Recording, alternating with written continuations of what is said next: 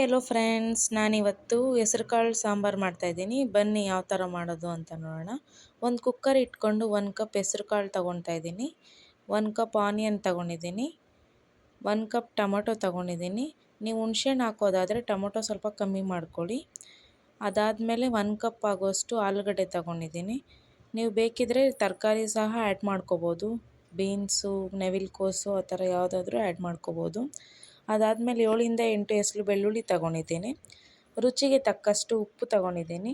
2 table ಸ್ಪೂನಷ್ಟು ಸಾಂಬಾರು ಪುಡಿ ತೊಗೊಂಡಿದ್ದೀನಿ. ಇದನ್ನೆಲ್ಲ ಹಾಕಿ ನೀರು ಹಾಕಿದ್ದೀನಿ. ನೀರು ನೀವು ಎಷ್ಟು ಬೇಕೋ ಅಷ್ಟು ಕನ್ಸಿಸ್ಟೆನ್ಸಿ ನೋಡಿಕೊಂಡು ಹಾಕ್ಕೊಳ್ಳಿ.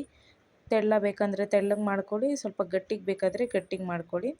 ಮತ್ತು ಎಣ್ಣೆ 1 ಸ್ಪೂನ್ ಹಾಕಿ ಕುಕ್ಕರ್ ಕ್ಲೋಸ್ ಮಾಡಿ 4ರಿಂದ 5 ವಿಷಿಲ್ ಬಿಡ್ತಾಯಿದ್ದೀನಿ. ನೀವು ನೆನೆಸಿ ಹೆಸರು ಕಾಳನ್ನ ಮಾಡೋದಾದರೆ 1 ವಿಷಿಲ್ ಇಲ್ಲ 2 ವಿಷಿಲ್ ಬಿಡಿ ಸಾಕು.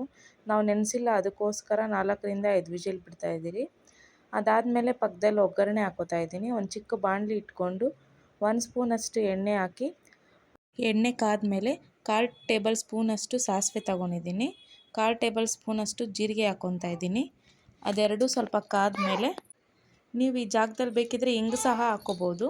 ಎಣ್ಣೆ ಜಾಗದಲ್ಲೂ ಸಹ ಬೇಕಾದರೆ ತುಪ್ಪ ಸಹ ಹಾಕ್ಕೋಬೋದು, ಅದು ಚೆನ್ನಾಗಿರುತ್ತೆ ಟೇಸ್ಟು. ಅದಾದಮೇಲೆ 1/2 ಕಪ್ಪಷ್ಟು ಈರುಳ್ಳಿ ತೊಗೊಂಡಿದ್ದೀನಿ. ಅದಾದಮೇಲೆ ಕರ್ಬೇವಿನ ಸೊಪ್ಪು ಸ್ವಲ್ಪ ತೊಗೊಂಡಿದ್ದೀನಿ. ಕರ್ಬೇವಿನ ಸೊಪ್ಪನ್ನು ಹಾಕಿ ಅದೆರಡನ್ನು ಸ್ವಲ್ಪ ಚೆನ್ನಾಗಿ ಹುರ್ಕೋಬೇಕು. ಒಂದು ಸ್ವಲ್ಪ ಲೈಟ್ ಬ್ರೌನ್ ಕಲರ್ ಬರೋ ತನಕ ಹುರ್ಕೊಂಡ್ರೆ ಸಾಕು.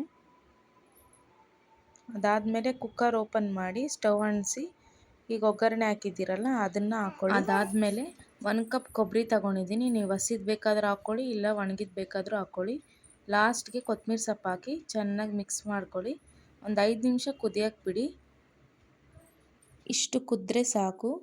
ನೀವು ಚಪಾತಿ, ದೋಸೆ, ಇಡ್ಲಿ ಆ ಥರ ಮಾಡೋದಾದರೆ ಸ್ವಲ್ಪ ಗಟ್ಟಿಯಾಗೆ ಮಾಡ್ಕೊಳ್ಳಿ. ರೈಸಿಗೆ ಮಾಡೋದಾದರೆ ಸ್ವಲ್ಪ ತೆಳ್ಳಗೆ ಮಾಡ್ಕೊಳ್ಳಿ. ನಾನು ರೈಸಿಗೆ ಮಾಡಿರೋದ್ರಿಂದ ಈ ಕನ್ಸಿಸ್ಟೆನ್ಸಿ ಇದ್ದರೆ ಸಾಕು ಅಂತ ಅನಿಸುತ್ತೆ, ಅದಕ್ಕೆ ಸ್ಟವ್ ಆಫ್ ಮಾಡ್ತಾಯಿದ್ದೀನಿ. ನೋಡಿ ಫ್ರೆಂಡ್ಸ್, ಇಷ್ಟೇ.